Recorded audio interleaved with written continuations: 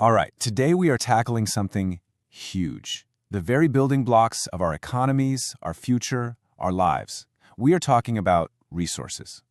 But I'm going to argue that our whole basic understanding of what a resource even is probably wrong. Let me just ask you a simple question to get us started. Just think about it for a second. The water we drink, the minerals in our phones, the very ground we're standing on. Are these all just free gifts from nature? It's a really common assumption, and most of us would probably say, yeah, of course. But the real answer is a hard no. They are not.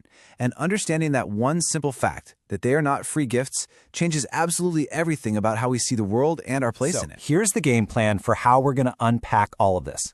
First, we're going to get a whole new definition for resource. Then, we'll look at the crisis our old definition created and the global push to try and fix it. After that, we'll zoom right in on two super important examples, land and soil, before we lay out a clear path for what we can do about it. Section 1. Let's get right to it and find out the real definition. Here is the key idea. Something isn't a resource just because it exists out there in nature. It only actually becomes one when three things line up. 1, we have the technology to get to it. 2, it's affordable enough to actually use. And 3, our society basically agrees that it's okay to use it. This slide, this visual, just nails that idea perfectly. We, human beings, are right there in the middle. We're the ones who invent the technology and build the institutions, like governments and companies, to interact with the natural world. It's that interaction that transforms something into a resource. Think about it. A lump of iron ore is just a rock until we figure out how to smelt it and turn it into steel. Created these resources, we can sort them in a bunch of different ways.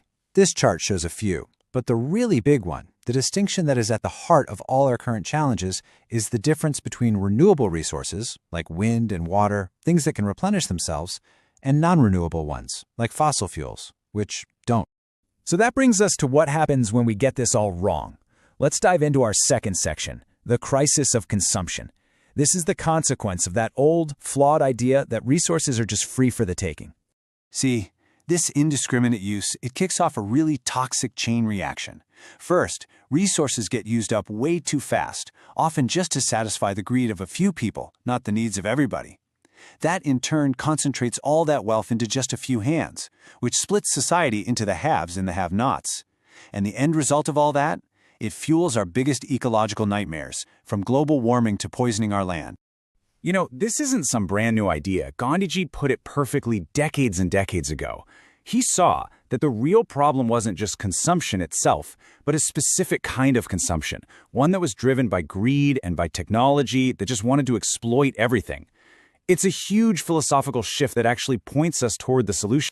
And that philosophy, that different way of thinking, brings us right to our third section, planning for the future. This is all about that global turning point, the moment the world started to realize, hey, we need a new strategy. And that strategy has a name you've probably heard: sustainable development. The idea is so simple but so powerful. It's that we need to develop and grow, sure, but in a way that doesn't trash the environment and make sure that our kids and grandkids have the same opportunities that we do. It's all about finding balance. Now, this concept didn't just appear out of thin air. As you can see on this timeline, it has been building for more than half a century.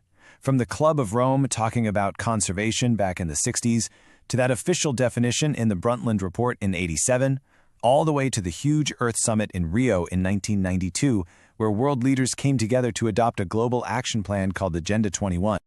Okay, so these big global ideas are powerful, but to really get it, we need to see how they work on the ground, literally. So for our first case study, we're going to focus on India and its most fundamental resource of all, its land. Land is a finite resource. There's always so much of it. And in a country like India, its makeup is incredibly varied. This chart gives you the breakdown. You've got the huge plains, making up a whopping 43%. That's the engine of agriculture. The mountains, at 30%, are crucial for our rivers and ecology. And the plateaus, making up the last 27%, that's where the country's mineral wealth is stored. Every single part is essential. But our human activities are causing severe land degradation. In states like Jharkhand, mining has led to just massive deforestation. In places like Gujarat and Rajasthan, overgrazing is a huge problem. And then you look at the breadbasket states of Punjab and Haryana, where over-irrigation has led to waterlogging and made the soil way too salty, killing its fertility. And this is what that damage can actually look like. This is called gully erosion. When water just flows unchecked down a slope, it literally carves away the land, creating these deep channels. This isn't just an ugly scar on the landscape. This land is now totally useless for farming. It's become what they call bad land. So let's go one layer deeper for our fifth section with a case study on soil.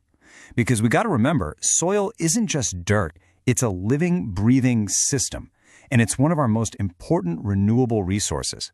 Just like its land features, India has this incredible diversity of soil types. I mean, just look at this map. It beautifully illustrates it.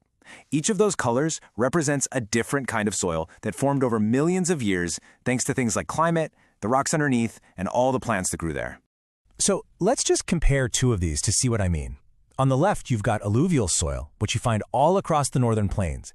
It's incredibly fertile, supports huge populations, and it's perfect for crops like wheat and sugarcane. But then on the right, you have arid soil from Rajasthan.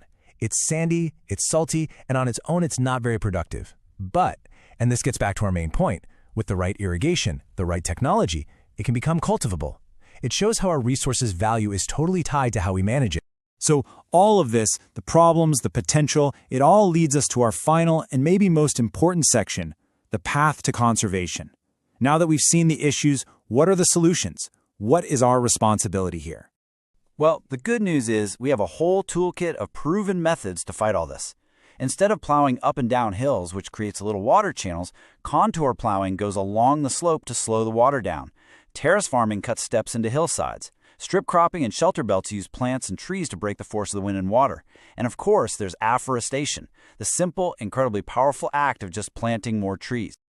So we end up right back where we started, but hopefully with a totally new perspective. Resources are not free gifts we just find lying around.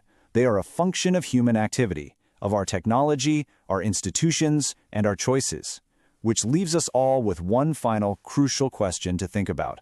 What will you help create?